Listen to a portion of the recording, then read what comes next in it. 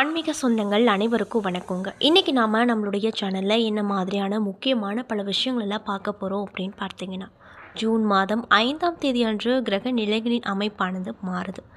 இதனால் இந்த சிம்மராசி சேர்ந்தவங்களுக்கு சில பல மாற்றங்கள் எல்லாம் அவங்க வாழ்க்கையில் நடக்க போகுது அப்படின்னு சொல்கிறாங்க. அந்த விஷயங்கள்லாம் என்ன, மேலும் நீங்கள் இந்த காலகட்டத்தில் என்ன மாதிரியான விஷயத்தில் கவனமாக இருக்கணும், என்னென்ன விஷயம்லாம் பண்ணணும் பண்ணக்கூடாது அப்படிங்கிறத பற்றி தான் நான் இன்றைக்கி இந்த வீடியோ பதிவின் மூலிமா முழுசாக உங்ககிட்ட சொல்ல போகிறேன். அது மட்டும் இல்லாமல் இந்த பதிவில் சொல்லக்கூடிய எல்லா வித தகவலுமே உங்களுக்கு கண்டிப்பாக பயன் தரக்கூடிய விஷயங்களாக இருக்குங்க. ஸோ வீடியோவை ஸ்கிப் பண்ணாமல் தொடர்ச்சியாக பாருங்கள்.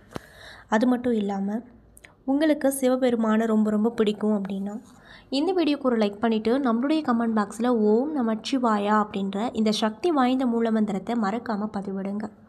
இந்த தருணத்தில் நீங்கள் அவரை நினைத்து இப்படி ஒரு விஷயம் பண்ணும்போது கண்டிப்பாக நீங்கள் என்ன விஷயம்லாம் நடக்கணும்னு சொல்லி மனதார நினைக்கிறீங்களோ அந்த விஷயங்கள் அனைத்தையுமே அவர் நிச்சயமாக நடத்தி கொடுப்பாரு. ஸோ நம்பிக்கையோட இந்த ஒரு விஷயத்தை பண்ணி பாருங்கள்.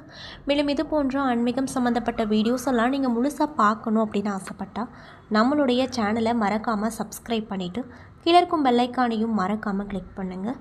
அப்போ தான் நம்ம சேனலில் போடுற ஒவ்வொரு வீடியோவுமே நோட்டிஃபிகேஷனாக உங்கள்கிட்ட வந்து சேரும். ஸோ இப்போ வாங்க நம்ம வீடியோக்குள்ளே போய் முழுசாக பார்த்து தெரிஞ்சுக்கலாம். சிம்ம ராசி அப்படிங்கிறது கால சக்கரத்தில் 5வது ராசியாக சொல்லப்படுது. மேலும் இந்த ராசிக்கான அதிபதி யார் அப்படின்னு பார்த்தீங்கன்னா சூரிய பகவான். சூரிய பகவானுக்குரிய விரத தினங்கள் என்னென்னு பார்த்தீங்கன்னா ஞாயிற்றுக்கிழமை. ஸோ ஞாயிற்றுக்கிழமையில் சூரிய பகவானை நினைத்து நீங்கள் விரதம் இருந்துட்டு வந்தீங்க, அட்லீஸ்ட் சூரிய நமஸ்காரமாவது செஞ்சுட்டு வந்தீங்க அப்படின்னா கண்டிப்பாக அவர் எப்படி வெளிச்சத்தை கொடுக்குறாரோ அதே மாதிரி உங்கள் வாழ்க்கையிலையும் நல்ல ஒரு வெளிச்சத்தை கூடிய விரைவில் கொடுப்பாரு அப்படின்னு சொல்லப்படுதுங்க. ஸோ சிம்மராசிக்காரங்க பார்த்துட்ருக்கீங்க அப்படின்னா ஞாயிற்றுக்கிழமைக்கு மறக்காமல் இந்த விஷயத்தை பரிகாரமாக செய்யுங்க. அது மட்டும் இல்லாமல் சிம்மராசிக்காரங்க பார்க்குறதுக்கே முரட்டுத்தனமாக இருந்தாலுமே அவங்களுக்கும் குழந்தை போன்ற மென்மையான குணம் இருக்குது. இது யாருக்குமே அறியாத ஒரு உண்மையாக இருக்கும். எப்போ பார்த்தாலும் சடார்னு கோவமாக பேசிக்கிட்டே இருக்கவங்க கிட்ட தான் குணம் அப்படிங்கிறது அதிகமாக இருக்கும். அந்த வகையில் தான் இவங்க எல்லோருக்கிட்டமும் ஒரு மாதிரி ரூடாக பேசினாலுமே அவங்களுடைய பாயிண்ட் அப்படிங்கிறது கரெக்டாக இருக்கும். மற்றவங்களுக்கு ஒரு தப்பு நடக்க போகுது அப்படின்னா முன்கூட்டியே அறிஞ்சு அவங்கக்கிட்ட உனக்கு இந்த மாதிரி விஷயம்லாம் நடக்க போகுது, பார்த்து கவனமாக இருந்துக்கோ அப்படின்னு சொல்லுவாங்க. அவங்க சொன்ன மாதிரியே அவங்களுக்கு அந்த பிரச்சனைகளும் இருக்கும் அப்படின்னு சொல்லப்படுது. அது மட்டும் இல்லாமல் இவங்கக்கிட்ட நிறைய விதமான விஷயங்களுக்கு தீர்வு கிடைக்குங்க. உங்கள் வாழ்க்கையில் ஏதாவது பிரச்சனை இருக்குது அப்படின்னா நீங்கள் கண்டிப்பாக சிம்மராசிக்காரங்களை அணுகலாம். அப்படி நீங்கள் அணுகுனீங்க அப்படின்னா உங்களுக்கு நிறைய விதமான நல்ல முடிவுகளை அவங்களுக்கு கொடுப்பாங்க. சிம்மராசிக்காரங்களை பொறுத்த வரைக்கும் பேச்சு திறமை அப்படிங்கிறது ரொம்ப அதிகமாக இருக்கும். இதனாலேயே நட்பு வட்டாரம் அப்படிங்கிறது இவங்களுக்கு ஜாஸ்தியாக இருக்கும்.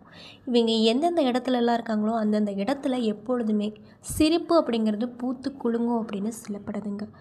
அதே போல் இவங்கக்கிட்ட மைனஸான ஒரு விஷயம் என்ன அப்படின்னு பார்த்தீங்கன்னா முன்கோபம் இவங்களுக்கு ரொம்ப ஜாஸ்தியாக வரும். பிடிவாத குணம் அப்படிங்கிறது இந்த 12 ராசியில் நம்பர் 1 இடத்துல இருக்கக்கூடியது இந்த சிம்ம ராசி தான். சிம்ம ராசிக்காரங்களுக்கு பிடிவாத குணம் அதிகமாக இருக்கும். இப்போ ஒரு குடும்பத்திலே எடுத்துக்கிட்டோம் அப்படின்னா அதில் சிம்ம ராசிக்காரங்க இருக்காங்க அப்படின்னாங்கன்னா அவங்க சொல்கிறது தான் அவங்க வீட்டில் இருக்கவங்க கேட்கணும். இல்லைன்னா ரொம்ப பெரிய சண்டை சச்சரவு இந்த மாதிரி விஷயங்கள்லாம் நடக்கும். முன்கோபம், ஒரு விஷயம் சொல்லி முடிக்கிறதுக்குள்ளே டக்குன்னு கோவப்பட்டு அந்த விஷயம் என்னென்னு தெரிஞ்சுக்காமலே வீட்டில் சண்டை போடுவாங்க. இது எல்லாமே இவங்களுக்கு மைனஸான ஒரு விஷயமாக பார்க்கப்படுது. இது எல்லாமே நீங்கள் கம்மி பண்ணிக்கிட்டீங்க அப்படின்னா கண்டிப்பாக உங்களுக்கு எந்த ஒரு கெட்ட விஷயம் நடக்கிற மாதிரி இருந்தாலும் அது நன்மையில் முடியும் அப்படின்னு சொல்லப்படுது. அது மட்டும் இல்லாமல் பாசத்துக்கு இவங்க ரொம்பவே அடிமையானவங்களாக இருப்பாங்க. ஒரு 5 நிமிஷம் யாராவது பாசமாக பேசிட்டாங்க அப்படின்னா அவங்க பக்கம் இவங்க சாஞ்சிருவாங்க. அந்தளவுக்கு பாசத்துக்கு ரொம்ப அடிபணிஞ்சவங்களாக இருப்பாங்க. அப்பாவோட பாசத்தை விட அம்மாவோட பாசம் அப்படிங்கிறது சிம்மராசிக்காரங்களுக்கு அதிகமாக இருக்கும். சிம்மராசிக்காரங்களை பொறுத்த வரைக்கும் அம்மா அப்படின்னா ரொம்ப ரொம்ப பிடிக்கும் அப்படின்னு சொல்லப்படுது. அம்மாக்காக தன்னுடைய வாழ்க்கையை கூட இவங்க கண்டிப்பாக தியாகம் பண்ணுவாங்க. இப்படிப்பட்ட அன்பு நேயர்களுக்கு இந்த 4ஆம் தேதிக்கு அதாவது 5ஆம் தேதிக்கு பிறகு என்னென்ன விதமான மாற்றங்கள் எல்லாம் கிடைக்க போகுது அப்படிங்கிறத பற்றி தான் நான் முழுசாக அந்த பதிவில் சொல்ல போகிறேன். ஸோ வீடியோவை ஸ்கிப் பண்ணாமல் தொடர்ச்சியாக பாருங்கள். மேலும் சிம்மராசிக்காரங்க யாராவது இந்த பதிவை பார்த்துட்ருக்கீங்கன்னா நான் சொன்ன விஷயம்லாம் உங்களுக்கு மேட்சாக இருந்துச்சுன்னா நம்மளுடைய கமெண்ட் பாக்ஸில் எஸ் அப்படின்னு சொல்லி மறக்காமல் பதிவிடுங்க. ஸோ இப்போ வாங்க நம்ம வீடியோக்குள்ளே போய் முழுசாக பார்த்து தெரிஞ்சுக்கலாம். கிரக நிலையை அதாவது மாத கிரக நிலையை ஆராய்ந்து பார்க்கும் பொழுது உங்களுடைய ராசிநாதன் சூரியன் உச்சம் பெற்று சஞ்சரிக்கிறார். ஆயினும் கூட அஷ்டமஸ்தானம் வலு பெற்றிருக்குது. மேலும் கண்டக சனியின் ஆதிக்கம் உள்ளதால் எதையும் திட்டம் போட்டு செய்ய முடியாது. திடீர் என செலவு அப்படிங்கிறது உங்களுக்கு ஏற்படக்கூடும். மன குழப்பங்கள் ஏற்பட்டு பல காரியங்கள் பாதியிலே நிற்கலாம். சொந்தங்களாலும் சொத்துகளாலும் பிரச்சனைகள் அப்படிங்கிறது அதிகரிக்கும். தொழிலில் புதிய ஒப்பந்தங்கள் கை நழுவி செல்லலாம்.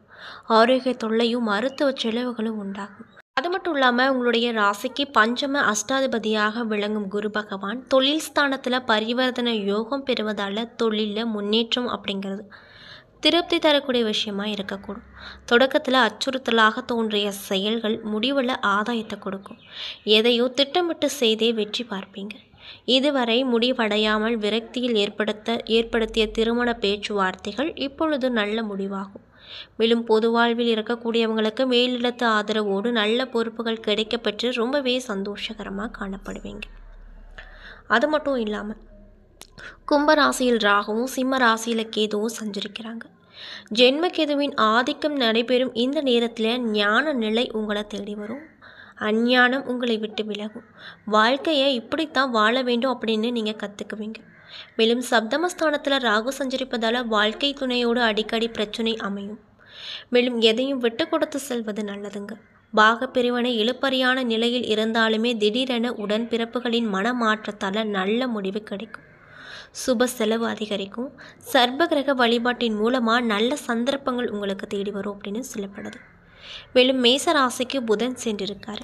அங்குள்ள சூரியனோடு இணைந்து புத ஆதித்ய யோகத்தை உருவாக்கினார். மேலும் உங்களுடைய ராசிக்கு தன லாபாதிபதியான புதன் பாக்கியஸ்தானத்தில் சஞ்சரிப்பது நல்ல நேரமாக இருக்க போகுது. இதனால் அதாவது என்ன நல்ல நேரம் அப்படின்னு பார்த்தீங்கன்னா பணப்புழக்கம் அப்படிங்கிறது உங்களுக்கு அதிகரிக்கும்.